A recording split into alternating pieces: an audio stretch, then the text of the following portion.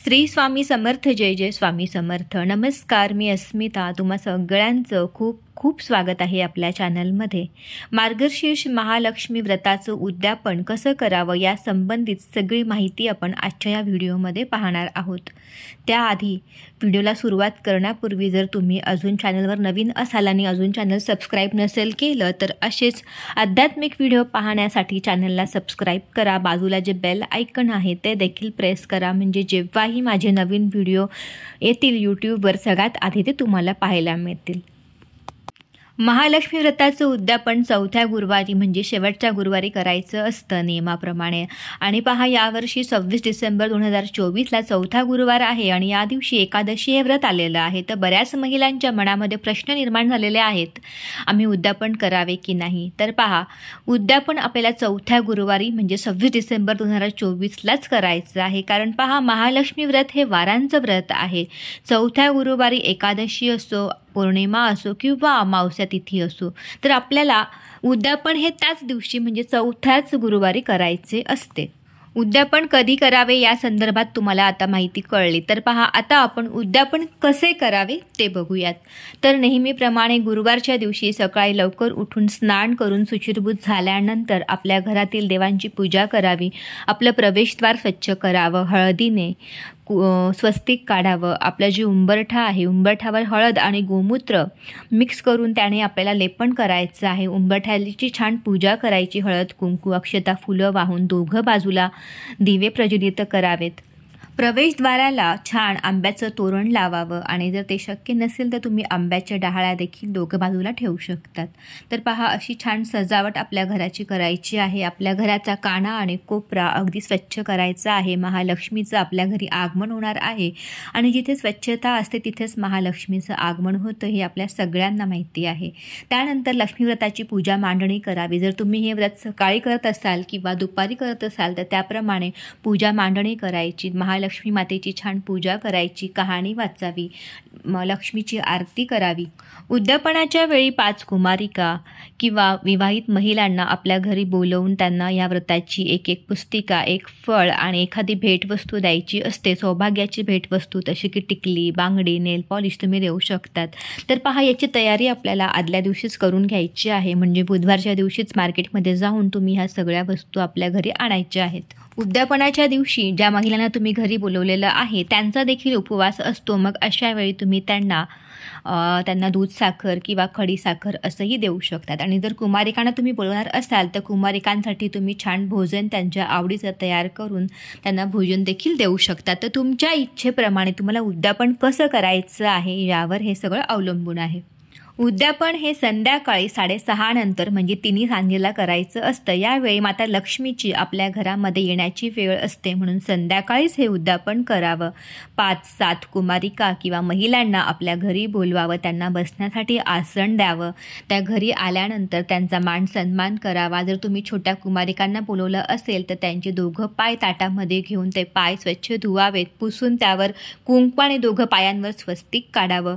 त्यांच्या डोक्याला कुंकू लावून हातामध्ये एक पुष्प द्यावं. सर्व कुमारिकांची आरती करावी, मनोभावे त्यांना नमस्कार करावा. महालक्ष्मी जणू आपल्या घरी आलेली आहे अशा पद्धतीने त्यांचं आदरातिथ्य करावं.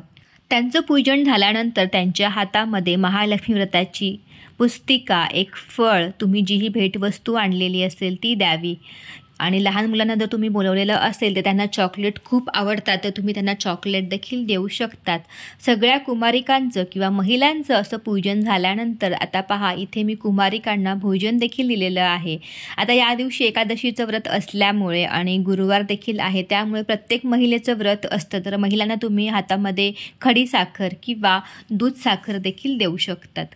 महालक्ष्मी व्रताचं उद्यापन शेवटच्या गुरुवारी कसं करावं हे आपण पाहिलं. तर बघा, आता जर एखाद्या महिलेला शेवटच्या गुरुवारी मासिक धर्म असेल किंवा बाहेरगावी अचानक जावं लागणार असेल किंवा त्यांना सूतक आलेलं असेल तर यांनी उद्यापन कधी करावं. तर बघा, जर तुम्हाला मासिक धर्म आलेला असेल तर तुम्ही ह्या व्रताचं उद्यापन दुसऱ्याकडून देखील म्हणजे तुमच्या घरामध्ये जर सासूबाई असतील, तुमची एखादी मुलगी असेल मोठी, ती देखील हे उद्यापन करू शकते, तर तिच्याकडून देखील तुम्ही हे उद्यापन करू शकतात. आणि जर ते शक्य नसेल तर तुम्ही पौष महिन्यामध्ये येणाऱ्या गुरुवारी देखील ह्या व्रताचं उद्यापन केलं तरीही चालू शकतं. पौष महिन्यात देखील तुम्ही ह्या व्रताचं उद्यापन करू शकतात। त्या गुरुवारी म्हणजे पौष महिन्याच्या गुरुवारी तुम्हाला नेहमीप्रमाणे उपवास करायचा आहे, देवीची पूजा मांडणी करून कहाणी वाचायची, देवीची आरती करायची आहे आणि सांगितल्याप्रमाणे संध्याकाळी या व्रताचं उद्यापन 5-7 कुमारिका किंवा सुवासिनींना बोलवून करावे।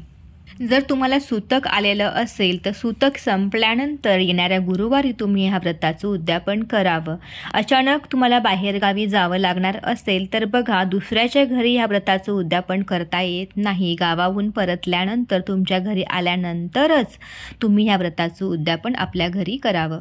शेवटचा गुरुवार 26 डिसेंबर 2024ला येत आहे। या दिवशी एकादशीचं व्रत आहे। तर बघा, तुम्ही व्रताचं उद्यापन करू शकतात, पण हे तुमचं जर एकादशी हे व्रत असेल तर तुम्हाला ह्या व्रताचं पारणं दुसऱ्या दिवशी म्हणजे शुक्रवारी दुपारी सोडायचं आहे। गुरुवारच्या दिवशी संध्याकाळी तुम्हाला ह्या व्रताचा उपवास सोडता येणार नाही, कारण एकादशी हे व्रत आपण दुसऱ्या दिवशी त्याचं पारणं सोडत असतो। तर दुसऱ्या दिवशी तुम्ही देवीचा कलश हलवल्यानंतर, उत्तर पूजा केल्यानंतर उपवास सोडावा। उद्यापनाच्या दिवशी तुम्ही ज्याही महिलांना बोलावलेलं असेल किंवा कुमारिकांना बोलवलेलं असेल तर तुम्हाला कुणाचाही या दिवशी अनादर करायचा नाही आहे। आपल्या घरी साक्षात महालक्ष्मी आलेली आहे असं समजून तुम्हाला त्यांचं आदरातिथ्य करायचं आहे। कुणालाही रागात काही बोलायचं नाही आहे। श्री लक्ष्मी मातेची कृपा आपल्याला लाभावी, तिने आपल्या घरी सतत वास करावा, आपला संसार सुखासमाधानाने चालावा, यासाठी आपण सर्व महिला महालक्ष्मी व्रत करत असतो। तर पहा, महालक्ष्मी व्रत आपण मोठ्या मनोभावे आणि श्रद्धेने करतो, तर त्याचं उद्यापन देखील आपल्याला तितक्याच श्रद्धेने करायचं आहे, तेव्हाच आपल्याला ह्या व्रताचं फळ मिळणार आहे। तर अशा पद्धतीने तुम्ही ह्या व्रताचं उद्यापन करू शकता। उद्यापनासंदर्भात तुमच्या मनामध्ये आणखी काही शंका असतील तर मला खाली कमेंट बॉक्समध्ये तुम्ही नक्कीच विचारा तुमचे प्रश्न, मी नक्कीच तुम्हाला उत्तर देण्याचा प्रयत्न करेल। तर महिलांनो, येणाऱ्या 26 डिसेंबर 2024च्या गुरुवारी म्हणजे चौथ्या गुरुवारी एकादशी जरी असेल तरी आपल्याला ह्या व्रताचं उद्यापन त्या दिवशी करायचंच आहे। तर पहा, व्हिडिओमधली माहिती तुम्हाला आवडली असेल आणि उपयोगाची वाटली असेल तर व्हिडिओला एक लाईक करा, जास्तीत जास्त तुमच्या मित्रमैत्रिणींमध्ये शेअर करा, म्हणजे सगळ्यांना या माहितीचा फायदा होईल। आणि चॅनलवर नवीन असाल तर असेच माझे नवनवीन व्हिडिओ पाहण्यासाठी चॅनलला सबस्क्राईब करा, बाजूला जे बेल आयकॉन आहे ते देखील प्रेस करा, म्हणजे जेव्हाही माझे नवीन व्हिडिओ येतील यूट्यूबवर सगळ्यात आधी ते तुम्हाला पाहायला मिळतील। आजचा व्हिडिओ आपण वेळात वेळ काढून पाहिल्याबद्दल सगळ्यांचे मनपूर्वक आभार। जय माता लक्ष्मी।